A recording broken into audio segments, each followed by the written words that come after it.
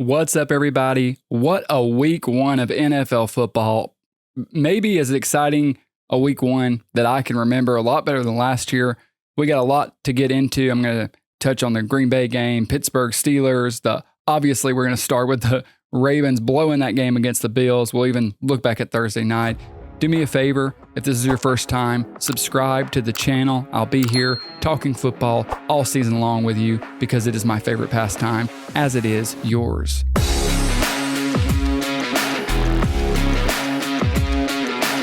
Let's start with that absolutely insane Sunday night game. What an incredible primetime Sunday game to kick off the season. The Bills come back somehow to win the game 41-40, which is bad if you took the under like me. What an insane ball game that started to become similar to what we saw last year when they played in the regular season, where Derrick Henry just goes off for a massive game. The Bills have no answer for him. 169 yards, 2 touchdowns. It looked like there was nothing Buffalo could do. Even as good as Josh Allen was playing, maybe he started a little rocky, they just had no answer for Derrick Henry. And in the first half, Buffalo was throwing a lot of screens, a ton of passes behind the line of scrimmage. Just the play calling didn't feel very inspired. It felt like they were just getting beat physically for 3.5 quarters. You know, they were keeping it close enough to where it was never out of reach. But that second half of the game, Baltimore was cruising. I thought to myself, I was like, man, this one's probably over, how much longer we got? And I looked at the clock just because I wasn't, I was just in the game. And there was, 12 minutes left in the fourth quarter. And I thought to myself, oh, there's plenty of time for Buffalo to do something here. I didn't think they would. I didn't think they would come storming back in the way that they did. But it felt like the game was put away and there was very little time when there was plenty left on the clock. Like the game felt like a long football game. Let's start with the Bills. First, they still have secondary issues and they have defensive line issues. They really could not stop the run at all. I know Derrick Henry is the anomaly. I know he is unlike any other human being. He should be declining. He should already have been retired, and he's not. It seems like he just keeps getting better. You can't tackle him. He was having his way with the Bills defense. The only Bills player on defense that was even really making an effort was Ed Oliver, honestly. That's what it felt like. They were just getting carved up. They couldn't stop Lamar Jackson, couldn't stop Derrick Henry. They could not do anything. That's going to be a problem as we go along. We know the secondary room is thin, and it has been. Sean McDermott does have a way of making his defenses play better as the season goes along. But one of the things we've seen year in, year out from the Bills, when you get in the playoffs, you get in these games and you let the Chiefs hang 30 on you. You let the Ravens hang 30 on you. You win a lot of those games because Josh Allen has to outperform them and does often. But in Buffalo, you can't get a defense you can rely on. And that was the story for most of this game. There were a couple penalties that happened that helped Buffalo. Obviously, fortune favored Buffalo. The pass Josh Allen threw that was tipped ended up being caught for a touchdown. That was huge. That was the end of the ballgame if they don't get it. That keeps them alive. And the play that swings the game is the Derrick Henry fumble. I think it was the drive before that, or not long before that. Lamar Jackson's about to get sacked for a loss of 20. He escapes it, gets past the 50, then Henry scores a touchdown. But when the fumble happened with Derrick Henry and the Bills got the ball back, they had life. And from there on out, it was just over. Like they just choked the life out of the Ravens. And I think a lot of it comes down to that decision that Harbaugh makes. It's 4th and 3 for the Baltimore Ravens, with 2 minutes left, a little more, somewhere around that time. And they decide to punt. I know they're in their own territory. And I promise I'm not just, Monday morning quarterback this decision or head coach this decision. I thought this in the moment. I'm sure a lot of people did. Your offense has been almost unstoppable all night. Buffalo has no answer for you. 4th and 3. And what we've hit the point in the game where your defense can't stop them either. Josh Allen's got hot. James Cook is rolling. Like, you don't trust your defense to make the stops that they did in the first half. When that's the case, why are you punting the ball 4th and 3? I'm under the impression, if I'm Baltimore's coach in that moment, if we give the ball back to Josh Allen, they've got plenty of time. They can get into, they're only down 2. They can get into field goal range and win this football game, which they did, like that instantly. No big deal. I thought it was crazy. He didn't roll the dice and have Lamar and Derrick Henry, whatever the play call is, go for it right there. If you get that first down, you put the ball game away. If you're in Baltimore, you can defend the decision to punt a little more to me. But in Buffalo, you've dominated the game. A fumble has let the Bills creep back into it, and you're going to just give Josh Allen the football down 2 with a chance to win it.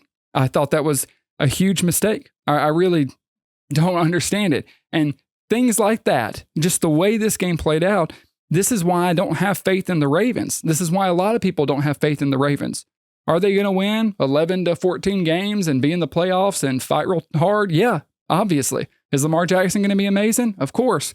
But it just seems like this stuff always happens. It doesn't matter how the game plays out. Something goes awry and they just can't close these games. There's probably more moments you can look at throughout the game, but the ones that stick out obviously are the fumble. But you can't kill Derrick Henry because he was your workhorse all night. He was having one of the most dominant nights of his career. So you have the fumble, and then you can't make a stop defensively, and you get to the point where you need 3 yards and your coach punts it. Something always goes awry. I think that decision from Harbaugh is crazy. That's just my point. That's why I can't trust the Ravens. It's going to be some turnover. It's going to be some coaching decision. It's going to be some miracle catch from the other team. It just seems like they can't ever put a full 60-minute game together and secure the win in these big matchups. I know they win a lot of regular season games. I know they can win some big games in the regular season, but this is the exact reason why no one, well, I say no one, actually a lot of people in the media, that every year they're like, this is the year for the Ravens. I feel much more comfortable trusting the Bills to do it because the Bills have proven they can do it. This is a gutsy performance from Buffalo. When their defense was awful, the offense struggled early. Like, from them to come back and win this game, you feel great. And I don't care what Baltimore says, you don't feel good after this. You're going to be real dejected. I mean, this is a tough break. The team that knocked you out of the playoffs last year, you go to their stadium week 1, you have them on the ropes. You're up 15 late in the 4th. The stadium's clearing out. And you look up at the end of the game and you lose by 1. It's typical Ravens. I put a lot of it on Harbaugh for that decision to punt. I'm not saying it was an automatic first down if they run a play. Obviously, they could not get it if they run a play. But you have to know if you punt it to Josh Allen, the game's probably over, especially the way it's been going, right? What a wild Sunday night football game. Great way to wrap up Sunday's slate and just show you football's back. I'm going to go ahead and transition to the Detroit-Green Bay game. Green Bay kind of dominated. The score, 27-13, a little closer than the game felt. Green Bay was in full and total control. Detroit really never got into the football game. It just didn't feel like they could get anything going. There was a lot of questions made about the coordinator changes. Ben Johnson going to be the Bears head coach. Aaron Glenn going to be the coach for the Jets. How would Detroit look without those two, elite coordinators that we've come to rely on? That actually might be a real problem. I'm not ready to put all of it on the coordinators. We don't know, but that is not the showing you want to see for the first week in Green Bay. You can lose. It's similar to, like I said, about Alabama, Florida State. The issue is not that you lost. The issue is that you lost looking like that. We all accept that Goff is a below average quarterback without protection. If you give Jared Goff time to throw, he's really, really good. He's above average. He will make plays. He will find someone. He will lead your offense. You can win games with him. You can win playoff games with him. The problem is when the protection breaks down, he's just not very mobile. He's not. He is more of the former pocket passer quarterback standing there and just deliver. And we've entered the age where you really have to have athletic quarterbacks because these athletic quarterbacks like Jordan Love, Mahomes, Jaden Daniels, Josh Allen, Lamar Jackson, all these guys, even Bo Nix, guys like Bo Nix, when the play breaks down, they can move around and make something happen. Brock Purdy, who we'll talk about, that's one of his, best assets. Jared Goff doesn't have that. He never has. And that's why when you're rolling like with a great offensive line, you're fine. But today, when you get bullied at the line of scrimmage, it falls apart really quickly. Goff did what he could, but he just couldn't manage. He didn't have time. Green Bay's defensive line absolutely wrecked the football game. Jared Goff, 31 for 39, 225, a touchdown interception. So his completion percentage is good, but you just could never get a big play, never get a lot of rhythm going, couldn't just crawl back into the football game. Now, some of that, a good bit of it was due to Micah Parsons. We wondered what he would look like in his debut for Green Bay. They used him wisely, And he was on a mission. He looked incredible, as good as he's ever looked. Multiple plays in the football game where he gets through the line, gets to the quarterback, forces an incompletion, forces an interception with the pressure. He was after Jared Goff today. He made the rest of the defensive line look better. He seems like he elevated the whole defense. Just getting that kind of player when you're a team that believes you're a Super Bowl contender, when you're on the cusp of greatness, bringing in a player like that, having him come out and perform, like it adds an energy to the team and the stadium. You felt it in the stadium when he came out. You heard the crowd go crazy. It just kind of lifts the entire football team. And if Green Bay plays like that, they're in good shape. Jordan Love was solid. Didn't think he was special. 16 for 22, 188, 2 touchdowns. He did what he needed to do. But the story to me was really the Green Bay defense just holding the Lions in check. Lions couldn't get anything going with Gibbs. Goff was, running around all day, struggling, having to take his check down. He couldn't really have an efficient, explosive offense. How much is the coordinator change? How much is the offensive line and you just getting bullied? That's something we'll have to monitor. It's just week 1. If you're Detroit, I think you are a little worried. We'll see how Green Bay's defense looks against all these other teams, but that's definitely something you'll have to address. If you're Green Bay, you couldn't have felt better about that performance. You hoped the Micah Parsons trade could make you a legit Super Bowl contender.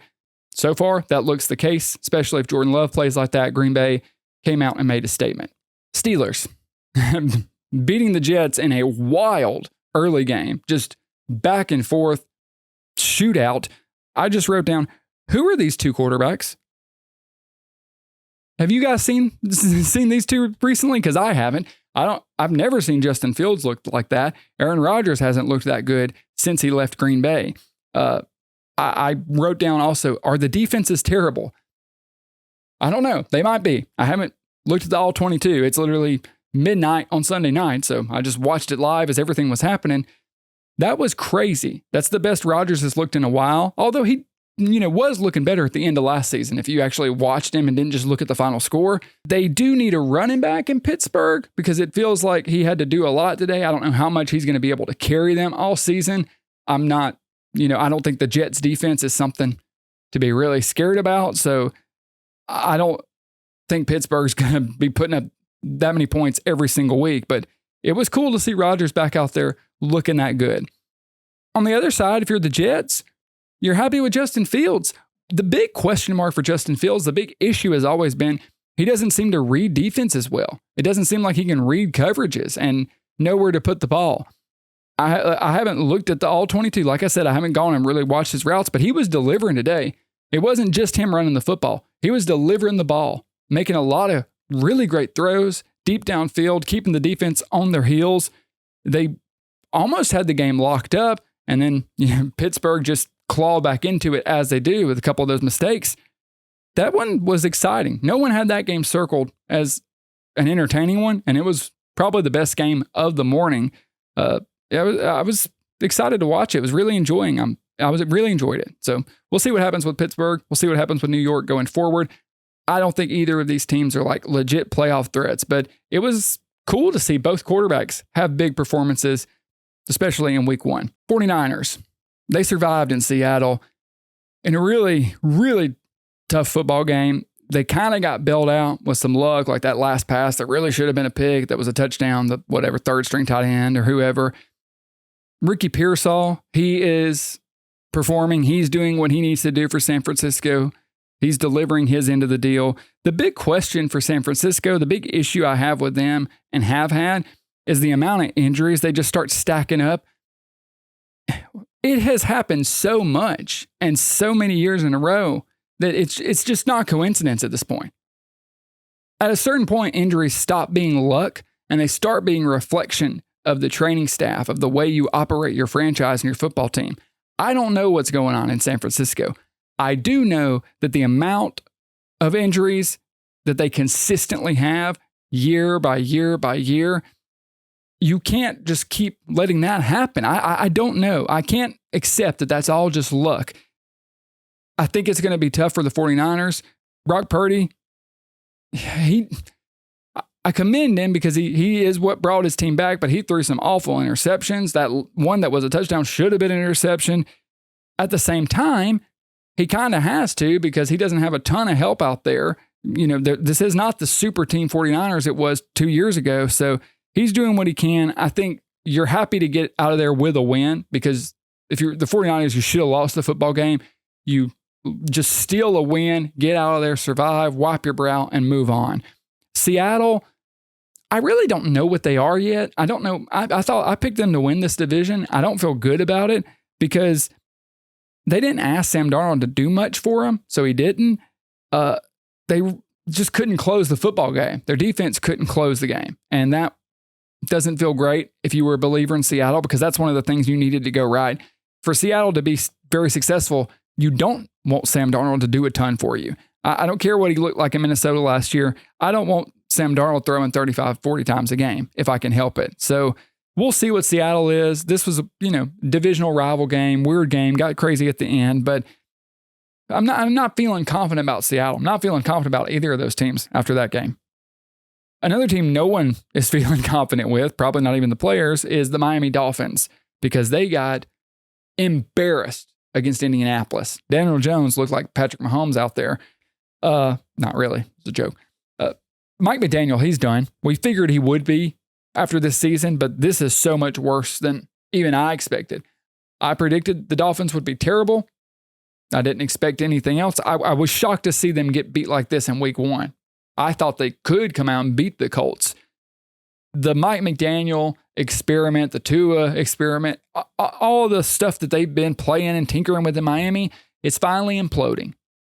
It was fun while it lasted. You had that good regular season run. You had people saying, oh man, you can win as long as it's not cold. And then you go to a dome and get beat like that. The Dolphins came out with no life, no energy, didn't seem like they wanted to be there. Tua played probably the worst game of his career. I mean, a performance worthy of being benched. It was embarrassing all around for the Miami Dolphins.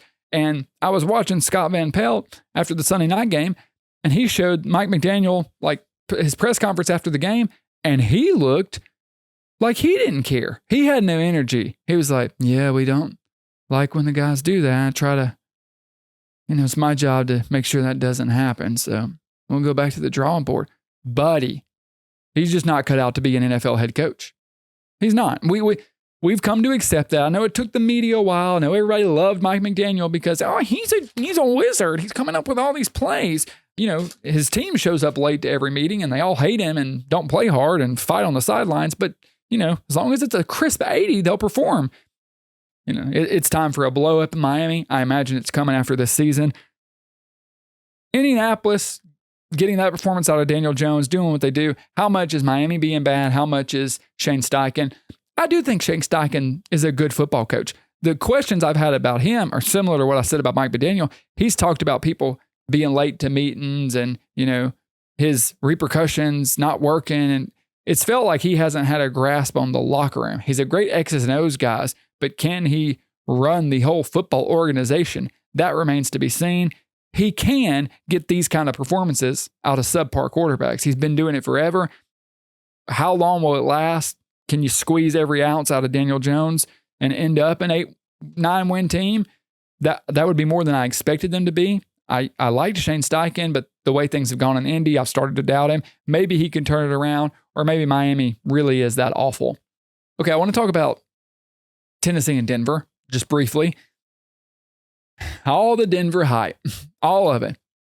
Everybody picking Denver to win the AFC West. They're a real playoff threat. If you went to training camp this season, the Broncos are for real. Hey, you went to the camp. Out of all the teams you visited, who was the best? Guys, you're not going to believe it. It's the Denver Broncos. Bo Nix is having an MVP campaign. Oh, really? Week 1? Yeah, he looked terrible. They looked terrible against the Tennessee Titans. You're playing one of the worst teams in the league, and you just squeeze out a victory. I've said that a couple times. This is different, though, because this is one where neither team deserved to win. A lot of these games, it felt like both teams deserved to win by the end of it. This one, neither. Denver looked awful. I know it's week 1, not overreacting. They can turn this thing around. But to all of the folks who were on the Denver hype train, just saying they were a real not just, playoff contender, a playoff threat. Like they might win the division and win playoff games because of the brilliance of Sean Payton and the absolute prodigy that is Bo Nix that everyone but Sean Payton overlooked. Well, come on. Can we all just take a breath, come back to reality? That's all I ask. Let's just come back to reality. Let's be honest, because what I saw out there was not very impressive. I know it's early, but whew. And I like Bo Nix. I think Bo Nix looked good last year. I think he did. But as the hype started building this offseason, I couldn't reconcile how I had felt about Bo Nix with the way everyone was talking about Bo Nix. I was like, I thought I saw a guy that was, a good player, better than I thought, solid player. He can probably be your franchise quarterback. Let's see if he can continue to grow. All of a sudden, I come back after the draft and everybody's like, this is amazing. Bo Nix is going to take a huge step. Sean Payton's a genius. Watch out. The AFC, well, they could barely beat the Titans. So we'll see where they go from here. Cam Ward wasn't great in his debut. He's a rookie. You don't expect much, but he had no one help him out. I don't know how many drops he had, but at the end of the game, it felt like he was making a throw, hitting someone on the hands every time, and they just kept dropping it. He does put a lot of zip on that ball. Like it's coming out fast. It's hitting you, but if you're these receivers, Calvin Ridley, I think he dropped 2 or 3. You got to come down with those. I was critical of CeeDee Lamb. I was even critical of Lamb for dropping that diving catch. The Titans receivers did Cam Ward no favors. If a couple of those catches were made, maybe the Titans win this football game. I don't know. I don't think Brian Callahan is a special football coach at all. He was felt like he was in over his skis, but Denver was not impressive as a roster either. So this was just a weird football game. It's like, is Denver really going to look that bad the rest of the year? Is Cam Ward going to be limited because everyone around him? Is he going to elevate? I don't know. He's a rookie. So we'll see how both of those teams shake out, but kind of a rough watch, honestly. Last one that I just want to touch on this episode. Thursday night game, the Chiefs and the Chargers. Chiefs got beat, absolutely. Full disclosure, anyone new, welcome. Glad to have you subscribe to the channel. I am a Chiefs fan. With that said, I think anyone who's watched me like consistently, the 6 that have, would tell you I'm unbiased. I will give you my honest take. You hear a lot of media people say this or people that talk sports, and it's true. I've learned I just want good storylines. I want interesting things to happen because I like football and I always have. Let's start with the winners because that's what we should do. Justin Herbert finally arrives. Wow. Wow is the word. I sat there watching that game with my jaw open half the time. Not because I didn't know Justin Herbert was a really talented football player. Obviously, we know that.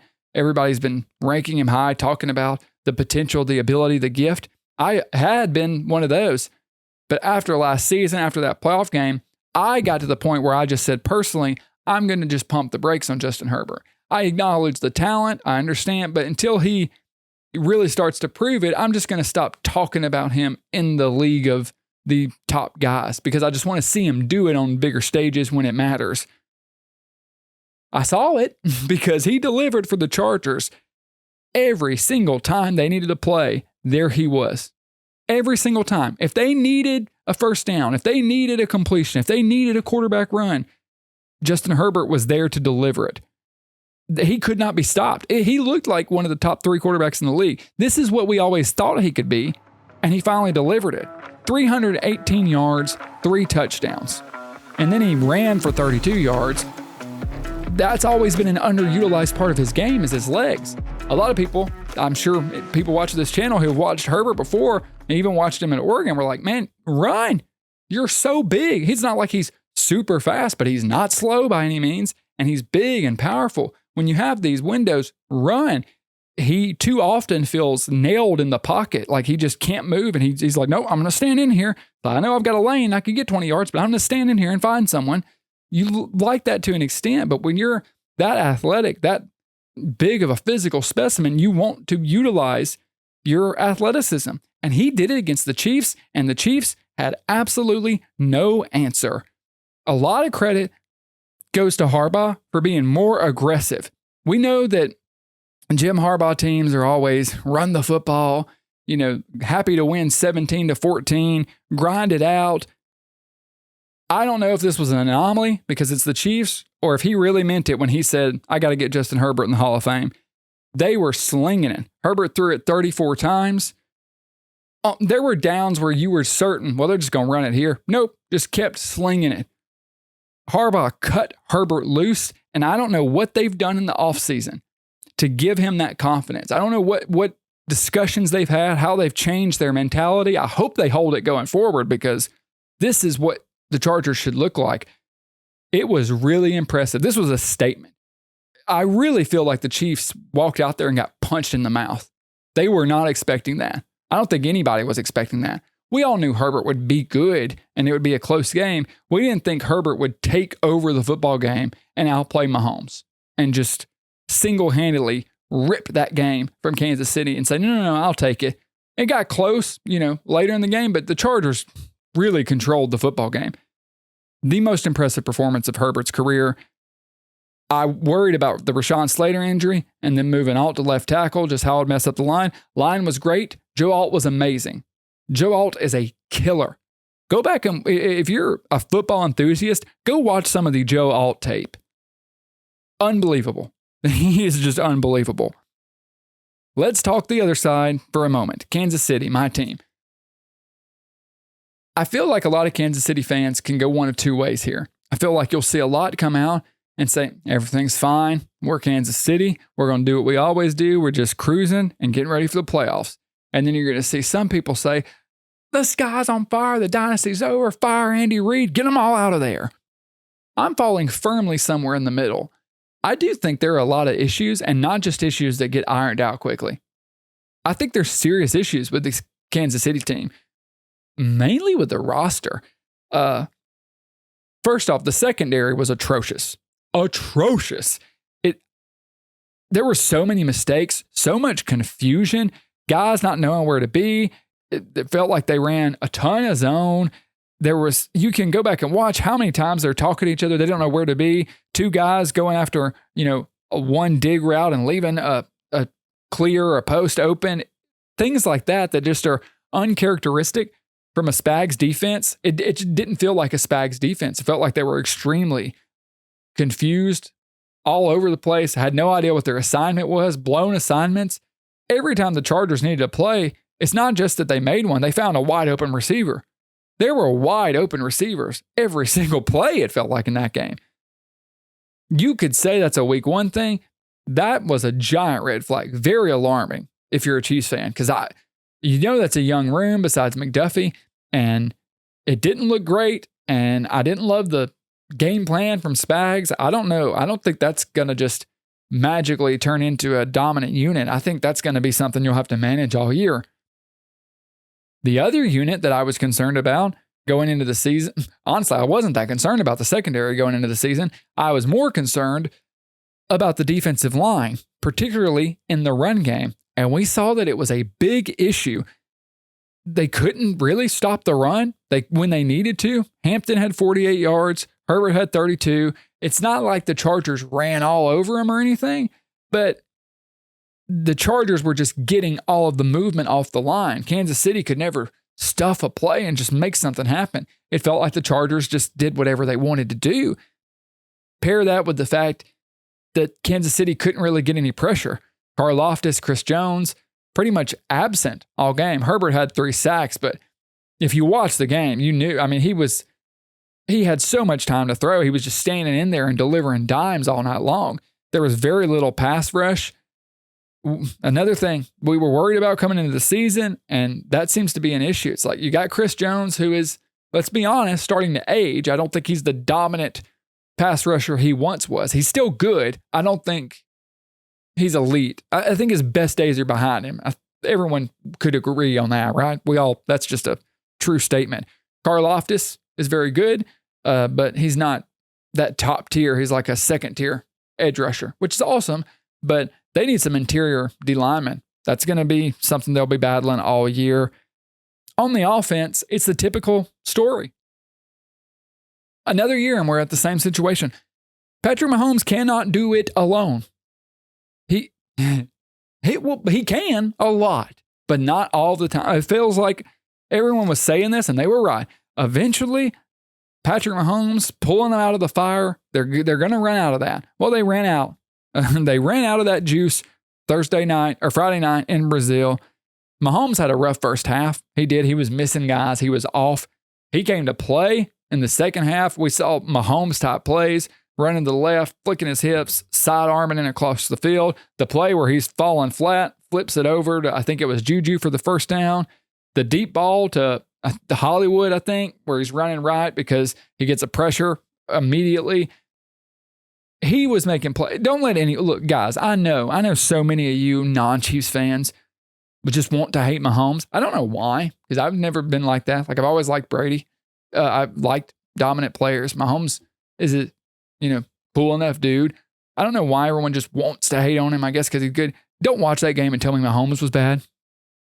Don't watch that game and tell me, oh, Mahomes is the issue. Mahomes is regressing. If only he wasn't great at the beginning. And then the rest of the game, he was single-handedly carrying the team and pulling them back in it. And if their defense had made it stopped and Mahomes got the ball back, I think we all know, if we're being honest with ourselves, what would have happened. That's one of the differences for this season, though. The defense didn't make the stop. When you go down 2 scores, if your defense doesn't make a stop, can't get back in the football game. That's something to watch, because I don't think this defense is the unit it has been. They weren't great last year. They're not going to be great this year, I don't believe. They don't have any running backs. Kansas City doesn't. And the wide receivers just can't stay healthy. Immediately, boom, Xavier Worthy gets plowed into by Travis Kelce, who is washed, guys. His best days are behind him. The touchdown he got was schemed open. It wasn't him making something happen. He's clearly at the end of his career. This is probably his last year, and he's just not a reliable every down weapon that defenses have to be concerned with. He's one of my favorite players of all time. Let's just be honest about where he is. As far as I'm concerned, he can play as long as he wants to, but you cannot rely on him as a real option. The run game has to get more creative. It's just a bunch of inside zone. Pacheco, I think it's starting to look like that season he had was just an outlier, because Pacheco is not a reliable starting back. And then Kareem Hunt, look, I mean, he was sitting on the couch and the Chiefs picked him up. If I'm the Chiefs, I would actually make a move for a running back. I would make a trade for a running back. I'd be willing to give up.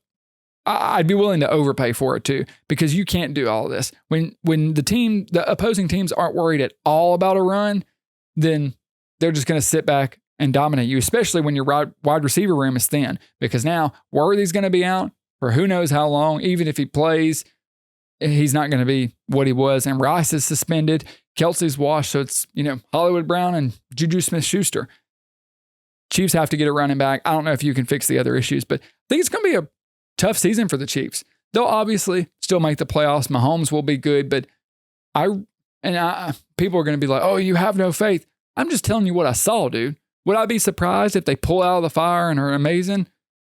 I guess no, because I've seen what Mahomes can do, but this just doesn't feel like a top tier roster. Neither did last year, by the way. Last year, Mahomes took a very subpar roster to the Super Bowl. I don't think any other quarterback would have taken that roster to the Super Bowl. I really don't. Now, I thought that magic would last in the Super Bowl. I really just thought the Mahomes magic would survive, but you could only, and then he played an awful game, by the way. I'm not excusing that. So when you have him less than perfect, you're not going to win. And even when he is fantastic, you've got an uphill battle. They have some things to address in Kansas City. I don't know if it gets done. Hey, left tackle is good. He's going to be good. I'm glad we have that solid, but really need a running back. The wide receiver thing, at this point, throw your hands up. You can say it's luck, but when you draft small wide receivers, things like this happen. Hats off to the Chargers, because they deserve it. They came out there and dominated. Those are my big takeaways from week 1. A couple games I didn't get into. Tampa Bay and Atlanta. Fun game to watch. Tampa Bay survives it because Atlanta's kicker shanked that last field goal. Michael Penix can play, though. He's a real player. And Egbuka, whew. A lot of people question that draft pick. It was a good one, because he is going to be a weapon for Tampa Bay moving forward. That's it, guys. Thanks for watching the video. like the video, subscribe to the channel, tell your friends about it because I'll be bluffing my way through the entire NFL season. I'll see you guys later this week. Bye.